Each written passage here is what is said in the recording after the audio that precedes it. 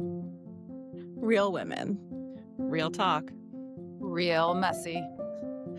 This is Messy Midlife. Hi, everybody, and welcome to Messy Midlife. Hi, ladies. Good Hello. morning. What's on your mind today? I think Karen has some stuff to say based on our. Ugh. Yeah, our text conversation yesterday has been a lot on my mind. So, like the concept that you shared, if I may, what was it? The sacred pause? Sacred pause. Yes. That's been on my mind a lot. It's on my mind today, especially because it's a day where I'm trying to give myself that pause and for it to be okay. What's on my mind is the thing that's on Karen's mind. Well, that's because we're all psychically connected anyway. So That was crazy how it came up in all three of our present moment conversations yesterday. I'll start from the beginning. Yesterday, I woke up feeling odd. I was having an anxious morning, which is not typical for me. And it led into this whole family experience. What came from that in our conversation was how we oftentimes will, I'll speak for myself, I will push myself to fit into these different roles that aren't necessarily really fully aligned with myself. And I think as moms, we're the ultimate shapeshifters. We have to show up for these little humans that have needs that sometimes don't align with us. And we have to figure out how to do that for them. And I think we get to be pretty good at it, but it's a tall order. It's really, really hard. And connection for me is very important. And so being able to do that for my son is very important.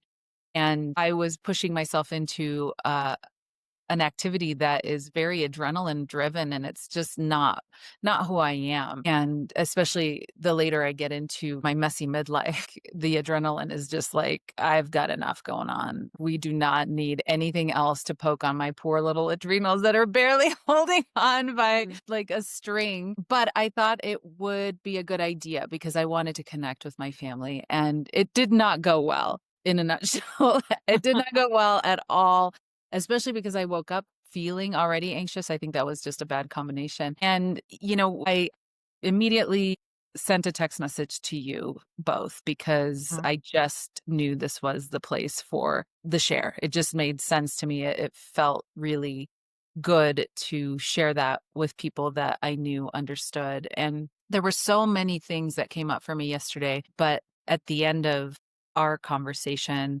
we all landed on this theme of the sacred pause, and how, as for me, for sure, that is what I know that I can bring to my family and to many relationships, and simultaneously something that I oftentimes fight. And it was just really lovely how it came up for us in that conversation. And we thought, well, maybe this is what we're going to be talking about tomorrow. I think the sacred pause, I'm like trying to recall since, we talked, it's been a week, I think. So a lot has happened since we last talked, right? It's making me think about how we have to like grab these moments, if we just want to call it a pause. It doesn't have to be a stop, like a full stop done, but we can find these moments where we can have a pause, and that the pause itself can be valuable, and like the slowing and the stopping and the resting. And so I have a very active husband, and like I feel better when I am more active. I struggle to find balance between the amount of being active that feels good and the amount of being active that feels compulsive. And so I think it's really so useful for me and for all of us to just reflect and remember that there's value in it. And like you said, shape-shifting, like with my super active husband, find myself sometimes feeling like I need to be something more than I am, and probably pushing myself to my limit and beyond to try and be or do something that is like the image of what I want to be, but not actually who I am. Um, and even really, like, is it really truly who I want to be? You know? Or you do just feel the pressure to fill that role? Yeah. I mean, like, so for instance, my husband loves, like, if he could live forever on skis, he would be happy. Truly, like if he like, skiing is number one, mountain biking is number two. And so if he has to be going fast down a mountain in a scary way, right? And then he is happy and he can like be calm. Or he has to be like literally chopping down dangerous trees that are not behaving the way trees normally behave because they're disaster trees and they're going to explode all over you. So like he needs to be doing something very hard, very physical and kind of scary, and then he can feel calm. And that's who he is, but that's not who I am, right? Like we always talk about how he can do, like he can take a small break and then he needs to do the next hard thing that's like very hard. And I can do very hard things. Like I can do very hard, very scary things. And then I want to be comfortable for a while until I get bored. And then I can go and do the next hard, scary thing. What's wrong with wanting to be comfortable? Right. But I'm married to somebody that like quote unquote comfort doesn't feel comfortable. And like trying to like fit in with that can be really hard sometimes. I don't know about you guys, but I need to give myself permission. And our conversation now and in our text yesterday started to make me feel like not only do I have permission to do it, but that when we do it, maybe it's actually necessary rather than us shifting into their space. What do we bring Yeah. if we find that pause and that calm, especially for those of us with daughters, but like even like boys, everybody needs permission to like just stop. Yeah. Yeah.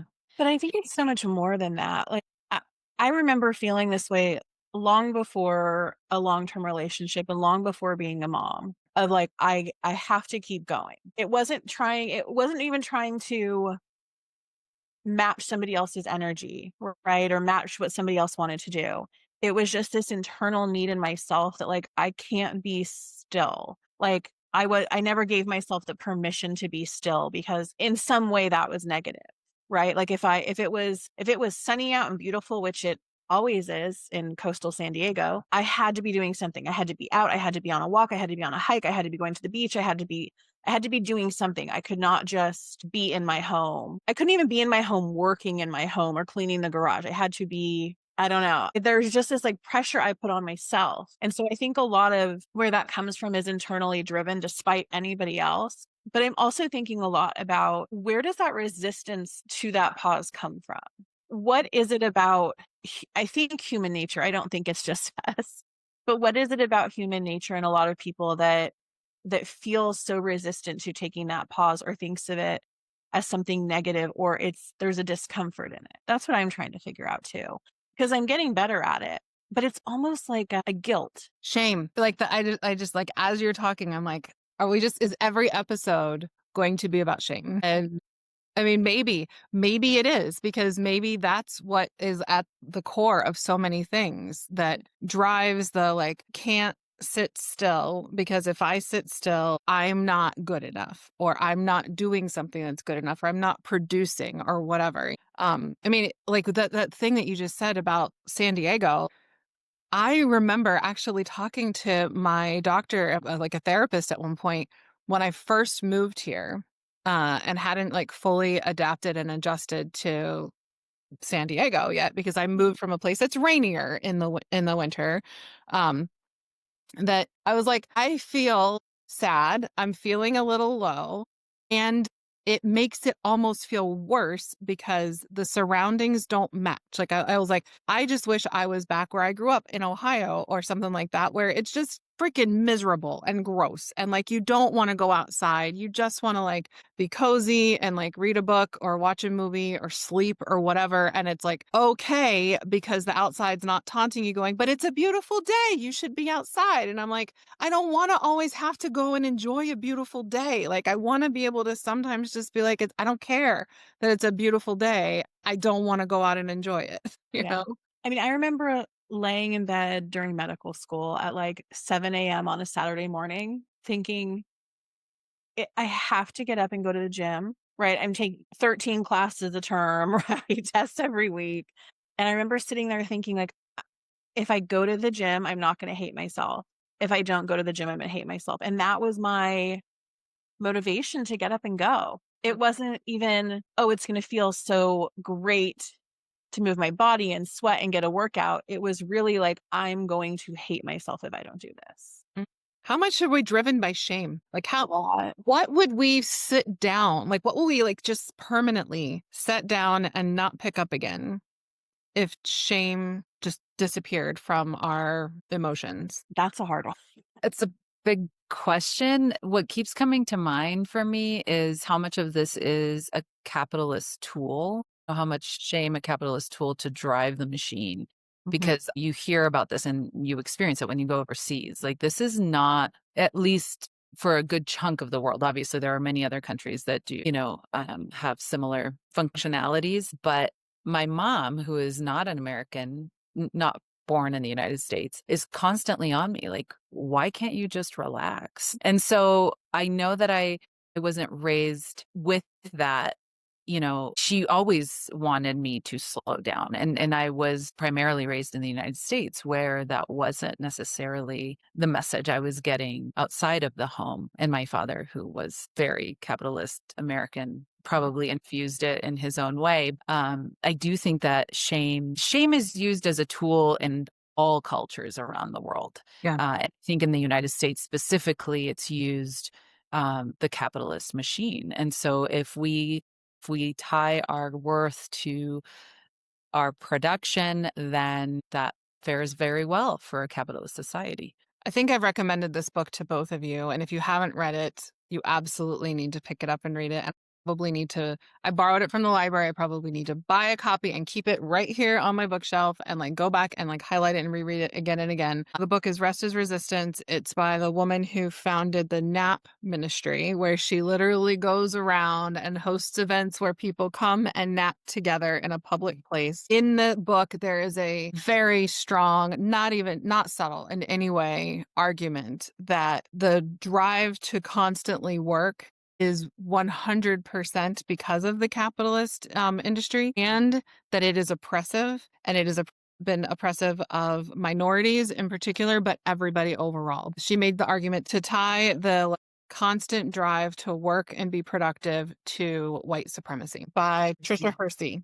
So absolutely, everybody must read it. She is high on my list for people I would love to be able to just talk to about how she got there and how she has implemented it and the impact she's made on so many people and what we still need to do to be able to transcend this. When you've got people like me who have ridiculous fantasies sometimes about being hospitalized because you could actually rest and not feel guilt. I mean, I don't know how many women you guys have talked to who've talked about like hospital vacations. I'm on the anniversary right now of 12 days in the hospital, unexpected, unanticipated. And even knowing all of that, there's times still that I'm just like, okay, I'm reaching a point where I am doing too much and I'm not giving myself enough rest because I'm starting to think, oh, that might be nice if I had another hospital vacation. And they weren't pleasant. I mean, Jen, I think you and I have joked about that for years. If a really nice 30-day rehab was covered by insurance and paid Mhm. for, I just like fake an addiction so I could just go have therapy and massages and yoga and walks on the beach for months straight every day. I almost texted you guys this morning and said, should we just like do pajama party recording in bed today? Like, that's where I was at. I Very mean, appropriate. yes, yes, like join as you are, right? I managed to do hair and makeup today, and there will be plenty of times that you might even see like goggle swim marks around my eyes still when we record. I love that you brought up this book, Jen, because I feel like it ties together the sacred pause that we started talking about and the patriarchy, white supremacy, and all of it being rooted in the same capitalist. Not that it can't bring good things, but it can obviously be very, very toxic. And as it relates to us in our messy midlife, because I think that's what this period of our lives is really about and what it can potentially be about. When we talk about this period of transition and what we innately bring as women to infuse situations with the divine feminine, which is the sacred pause that we're talking about, and how we're fighting it. It's this conflict that we experience of what we are innately capable of, which is a really beautiful and powerful thing, and how it is so counter to what is worthy of value or attention or whatever within the structure of the society that we live in.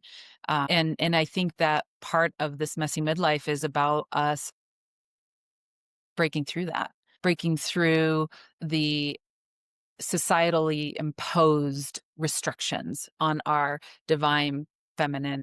But I think that's where the pain really happens. We have worked so hard to create um, a sense of value in our society. And when we are in this period of transition through this midlife, those human societal facades are just really not functioning. They're not working for us. And there is a call to break through and blossom into what we're really meant to do.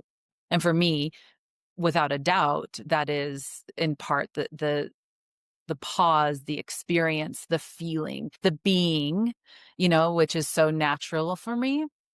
And yet I'm fighting it because of the first 45 years of my life. And I'm realizing that in order to really emerge into the next 45 years of my life, I have to break through what I created, which is really, I mean, there's a lot Mhm. of cognitive dissonance there, right? And that's where so much pain comes from. Yeah. I had this kind of epiphany a few years ago after some really intense like spiritual work, and I remember talking to one of my good friends about it. The constraints that I feel like have been kind of put on me. I remember saying, someone else might have built that jail cell and put me in it, but right now I'm sitting inside it, door open, Yes. holding the keys. Yeah. I think it's really hard to figure out then what do we do about it, but it's that realization of like those might have been the constraints with which I was raised or which I was brought up in society and family, whatever. But I think that's part of a lot of what this part of life is for me, and I think for you both too, is like breaking free of that, and also like kind of like what's our favorite social media, the We Do Not Care Club, right? It's like really realizing like all of these things that I thought were so important that I lived my life by really don't matter. That's one of the things I tell my daughter as she's going through the teenage stuff is like, I know it's so important and it's so emotional right now. And it seems like it's like such a huge thing. All I can tell you is I promise you, when you are older and you look back, you will realize that it wasn't, right? We put so much weight and so much importance on so many things. And then we get to this point in our lives and we're like, what did this matter? Yeah. I spent so long and so much mental and physical and spiritual energy obsessing and worrying about these things that don't matter at all. But then I also wonder, like, but did they matter? All of the things that I did and everything like that I cared about led me here to Yeah. this place. So now they don't matter to me now, Yeah. but I did they think, matter to get me here? but I think, well, I guess where I'm coming from with it is more of the judgment side of things. I think I probably could have gotten here with positivity and trying to uplift myself instead of beating myself up to get here. Yeah, that's fair. I think I could have been a lot kinder to myself because I like even in the age now of being kind to myself, it's not like I'm like, well, I'm just gonna lay on the couch and eat Snickers all day. I mean, I still have to work. I still have to make money to pay for my home and pay for my child and do like Hmm? the necessities of life, right? I'm not privileged in the way that they don't have to do that. Right. Right. We all Um, still, yes, we are all yeah. still people who are working to pay for, yeah, all the things. So we're not that level of privilege. No, not in any way, but yes, I mean, I think that obviously privilege in, our upbringing and our skin color and those things. But yeah, I think about the years of time cumulatively that I spent tearing myself down Hmm. for so many years. And I just think, what could I have done with that energy in a positive way? Like, what could I have done with like Yeah. all of that that was directed in such a negative way? And I mean, I won't know then, but I certainly want to know now, what is, like you said, what do the next 40 years life look like doing it a different way? Like knowing we can't go back, but what does it look like to do it in a different way now Yeah. and what we know? It takes a lot of courage to ask that question. I think that's why this is so messy because there is no clear answer. And it is really uncomfortable to be in periods of transition, even if you're not trying to reinvent yourself, and show up in a way that is kind. And I agree with you. The last 15 years for me have been much kinder than the first 30. And there's still so much that we can do. Jen, I love your perspective that everything that has happened got us to here. And this is a really wonderful place that we get to be in because we get to question these things and we get to dream about creating something different. And Eliza, what you're saying is how do we learn from what we have suffered to create a new experience that we're privileged to get to do. I'm just thinking through what you said, Eliza, that you could have gotten here with a lot more kindness for yourself.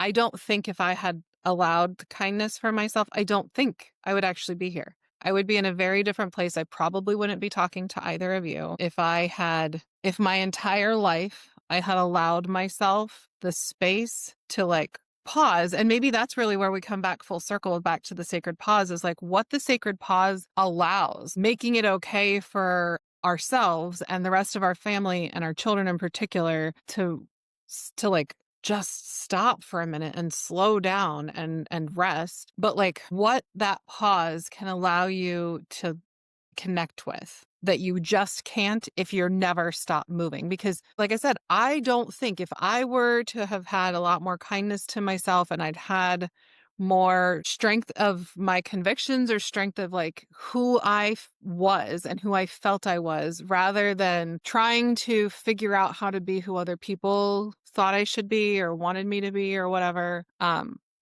wouldn't be here. There would have been a whole lot of different things. And ultimately, I'm grateful, very grateful because some of the best things in my life, I know for sure would not be here if I had not had some of the challenges and like ways that I was harsh with myself that led to decisions that I made. So I'm not going to like sit and dwell on anything for the past because I'm very grateful for the things that I have. And as you said, moving forward, I'm hoping that we have the opportunity, whether it's on a podcast or not, I'm hoping that we have an opportunity to come back together in 45, 46, 47 years. I hope that we're all alive a very long time and vibrant and that we can look back and have our children join us and have that understanding for them. What I'm hoping for them is that we can create the space that they have the opportunity to pause, to slow down. Let's be doctors for a second, to let the body do what it needs to do. My mind was just going there too. Yes.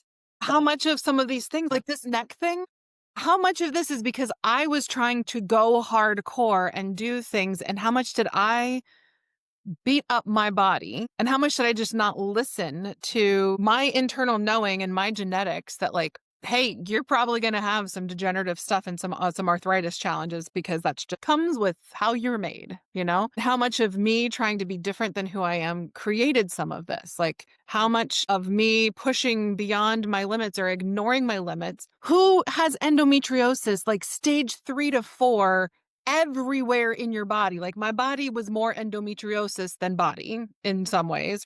Who has that and doesn't know until you're being taken away in an ambulance? Did I just learn to suppress so many things because I never rested or does my body actually just go from 0 to 100 with everything? Is that just how I'm wired? Maybe. Or is it that like I never stopped long enough to listen to my body?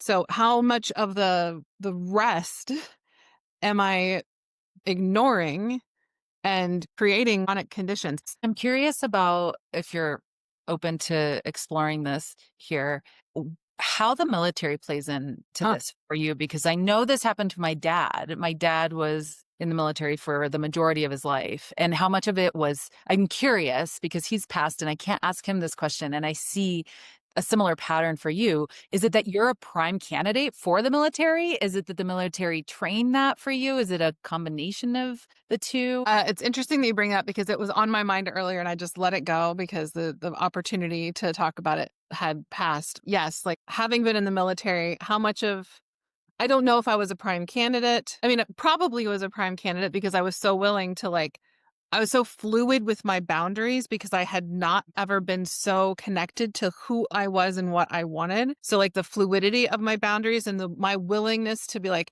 who do you think I should be? Sure, I'll become that. And then to do that in a place where women are only 15% and of the military. So you have to step up and like prove yourself in a way that like is beyond what we have to just in the regular patriarchal society. So I think part of it was that I was primed and ready to have that like you just tell me what I need to do to be good and that you'll think that I'm good and you'll think that I'm worthy and then I'll do that. thing, Yeah. right? Yeah. And the military gave such clear boundaries of you do this and you are good enough. If you do this many push-ups and this many sit-ups, and if you can run faster than these people and you can get this and this, like, and honestly, there was shame that led me to go into the military because I wanted to prove that I could be the physically strong person that I wasn't necessarily ever seen as in high school or growing up. I was like, struggled with my weight for my whole life, and I was a dancer and I was a swimmer, and people don't seem to understand the intensity of those activities. So I don't know, there was a lot of shame that led to it, and then it was just consistently reinforced. And yeah, in the military, it's suck it up and drive on, and there are lots of times, I mean, like in boot camp, so like you only get 6 hours. You are only allowed 6 hours of sleep. So you go to bed, lights out is at 10 p.m., lights on. They're like the day starts at 4 a.m. And you have to do like, you have to practice as if you're in the Navy anyway, you have to practice as if you are on a ship and doing watches, and like all branches, you have to do watches for the wherever you are, right? So somebody has to be awake all the time. And so you go in shifts, and it was like 2-hour shifts. And I was smart enough and like had a certain skill that I got like an extra job in boot camp. And so we weren't supposed to have to do watches, but we were a small enough division or a small enough group that was going through that people started to complain. And then our recruit division chiefs, they like listened to these people who were complaining and said, okay, all of the division staff or whatever, which is what, like I had the extra job. Okay, you have to do watches now, but you can't do watches in the middle of the day because you have a job that you have to be present for everything that the group is doing during the day. So you have to do yours in the middle of the night. And so they took people who had the most work and jobs to do, and I was one of them. There was like four of us, I think. They then said, now you have to only get 4 hours of sleep every couple of nights. And some of those nights it's going to be 2 hours and 2 hours. And then you're awake and like alert and doing all these things. So that's how it started. And then like you go into these places where you have like 24-hour days because, you've got to work the whole day and then you've got watch at night. And that's just how it is. Or like the shifting, changing rotations. It's like, I had so many things that I was just set up to basically get to the place where you just don't rest. I was even super extra because that's what I do, right? I'm super extra. That like once I finally got done with training and got to all the places and got settled and like into my like ultimate duty station, I was like, I have to work all the night, all like throughout the night, overnight because of my job. I'm going to go to school during the day, full time, and I'm gonna graduate from college with my undergraduate degree in pre-med, where I'm going in person as if I'm like just a regular college student. Oh, and I'm also going to fight a war on terrorism at night. And I'm going to do Sounds like a superhero. and Would you I did 3 weeks after I got out of the Navy. Like I did it like exactly simultaneously. Superhero, yes, with my Navy uniform on at night. the fluid boundaries, I think, really speaks to me. I know that definitely got me in a lot of trouble, and I could see myself having been in a similar position as you, where this was what was asked of me, and therefore, okay, I can step into that. And neglect goes hand in hand with that and is required to having this degree of endometriosis and not ever recognizing it until you're literally being hospitalized for it, which leads us to, here and now, and what we're going to do about it, and how we're going to show up for ourselves in a different way. Yes, we've all had that history in one way or another, and here we are. And yet, how hard is it? Like you just yesterday, you're pushing yourself to do something that isn't in alignment with you. And then even when you recognize it's not in alignment with you, pushing yourself even further, and then recognizing you need to stop and feeling guilty about it, right? And how often do we do that? Like, and when do we know if we're pushing ourselves because we're ready to grow, or if we're pushing ourselves because it's not in alignment with who we are? Yeah. What is there a sign? Like I remember talking to somebody before and I was trying to figure out intuition. because I used to have strong intuition, and then I think I ignore okay, so I suppress everything, right? Like, I just ignore all of the stuff, and I'm like, "Nope, suck it up and drive on." So maybe it is the military. Maybe it's all my military background. But I was talking to somebody about how to understand anxiety versus intuition. And she was saying that anxiety feels chaotic and intuition feels calm. And I'm wondering if there is a similar easy way that we can recognize when we are feeling resistance to something because we're ready to grow and we need to push past that resistance versus when we're feeling resistance to something because it's truly just not aligned with who we are and what we need, and that we need to stop. So I think I was telling you both over text, one of the big things in my life right now is the women's purpose community that I'm a part of. And the founder, Jessica, sent this email out before our meeting last week about the sacred pause. And I keep hearing it, and I want to read it to you guys because I haven't yet, because I think this speaks to just what we've been talking about. Okay. After doing deep inner work, beginning to awaken the truth of who you are, it's easy to feel a pull towards the next breakthrough or action. But real transformation doesn't happen only in the breakthrough or the doing. It happens in the pause, in the quiet, in the space between what was and what's becoming. Taking time to rest, reflect, and simply be is not a delay in your journey, which is what you just said, Jen, right? It is the journey. When you sit with yourself in stillness, you create room for integration. You listen more deeply. You begin to embody the truth you uncovered. And I feel like that's the part that all of us are in right now. It's like feeling like there's more to come, or I can do this other thing. But the way that we get there is taking that pause so that we can develop that intuition of what is coming. So it's not necessarily that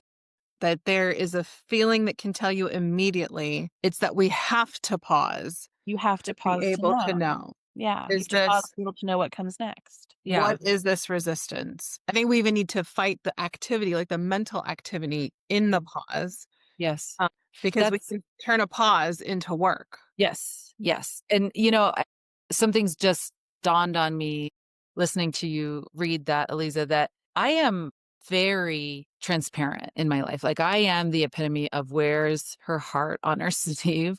And so when we started the recording today, I felt this need to not go into my experience, which surprised me because I am someone who just lets it all out. And what I am recognizing is that I am in that pause right now as it relates to my experience from yesterday. There Mhm. was nothing out of the ordinary. It wasn't like, oh gosh, I don't know. I need to process that. That was really big and intense and, whatever. It's that I am in this holding pattern around that. I feel like it is really big. I feel like there is something that is working itself out, and I need to just contain it. And I feel like if I talk about it for whatever reason, because obviously I came to you both, right, with all of it, but I'm at this different stage right now where I need it to just kind of be, and I need to hold it and contain it. That is the doing right now, which is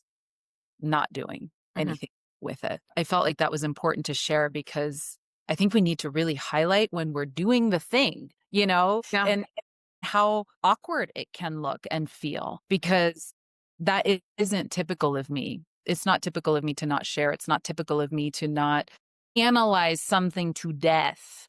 Mhm. It's really unusual for me to just hold it and trust that something is gestating, something is transforming around that. And I look forward to bringing that back up when it feels ready to be birthed, I guess. And like I said, Karen, I'm just gonna throw it out there that I feel like I am more capable of doing that than I used to be. I think you and I mean, Myers-Briggs, we are the same type, right? We are both ENFPs, so we talk, we share. You will never not understand how we're feeling. We're gonna, we're It will be on our face, and then we will also tell you about what's on our Yes. face, and we will probably tell you Great multiple detail. times because we are extroverts, so we talk to think, we don't think to talk, right? Yeah. And we're also both women who have finally been appropriately diagnosed with ADHD and are addressing it. I don't think it's coincidence that we're both having more opportunity to pause. That's definitely part of it. I adore what I do. for work. It is without question where I am supposed to be. And when I'm at work in a therapy session or in medical appointment, I'm holding this space for someone else. And I have frequently described to loved ones that that's what I absolutely love about my work. It feels very spiritual to me. I feel really inspired to do things from a much wiser source than I am capable of doing. I would love to get to experience that in my personal life. I mean, I love the sacred pause in my work. It is literally that lights me up. And I really do believe, back to what you had said, Jen, that is where the healing happens, in that pause. And that's what I believe we bring to our work. And there's this disconnect between that, my professional experience, and how readily available it feels to me outside, even though I do think that that is what I bring to so many of my important relationships. There's still that I have to be or do this other thing. I wonder if that's my journey, my messy middle that I'm experiencing right now is, getting to embody more of that experience that I do at work in the rest of my life so unapologetically. But it's so messy outside, and I don't know why. I don't know why it feels that way. I don't. Well, because you have to live your life. That's the thing. Therapy is this amazing separate space.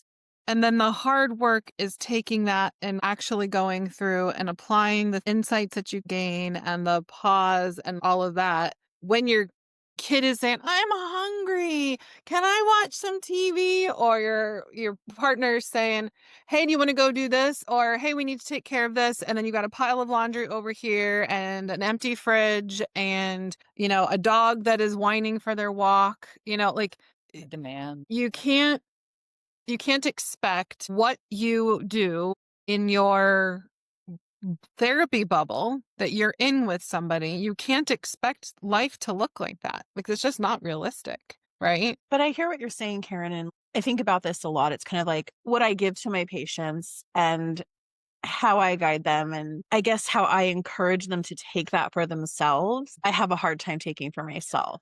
I think about that a lot.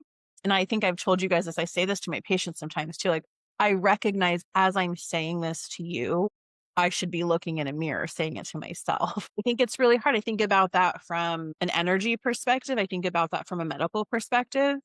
Like, give me a tough case. I'll figure it out.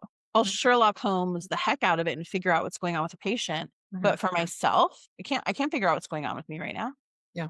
for years. Right. So I think I understand what you're saying in terms of like so much of what we can like give to our patients and I guess help our patients allow for themselves is difficult to feel like we can allow it for ourselves too.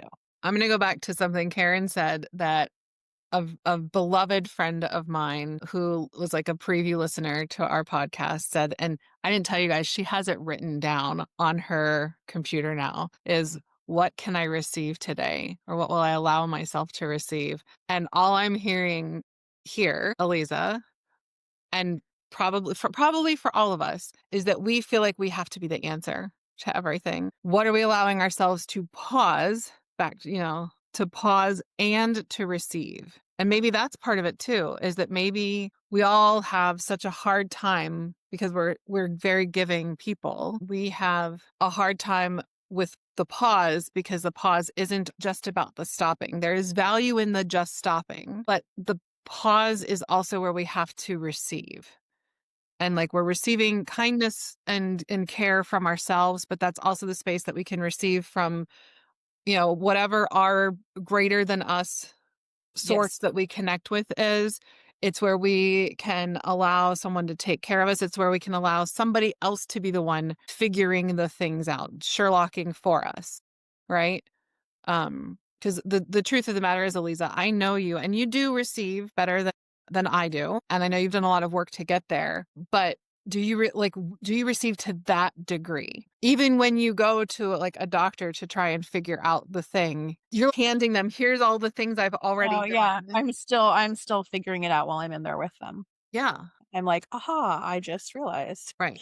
And Yeah. I've So done that. I have done that. I I'm 100% guilty of this. What comes to mind is the ability to trust. I can't trust other people. I can't trust that other people are going to work as hard as I do. And I'm thinking, Elisa, how much you're suffering, and Jen as well, right? In these medical anomalies, or perhaps not in Jen's case, and how the times when I have suffered in that way, like, I don't want to leave this to anybody else. I know I work really hard to figure these things out. Can I trust anybody else to work this hard? No, in my mind, right? That's what I'm thinking. And how I've totally shot myself in the foot, not giving a full case because I have already said, oh, well, I've already looked into that, and how impossible it is for us to treat ourselves fully, and what a disservice it is to ourselves. I think that there's a component of fear sometimes too.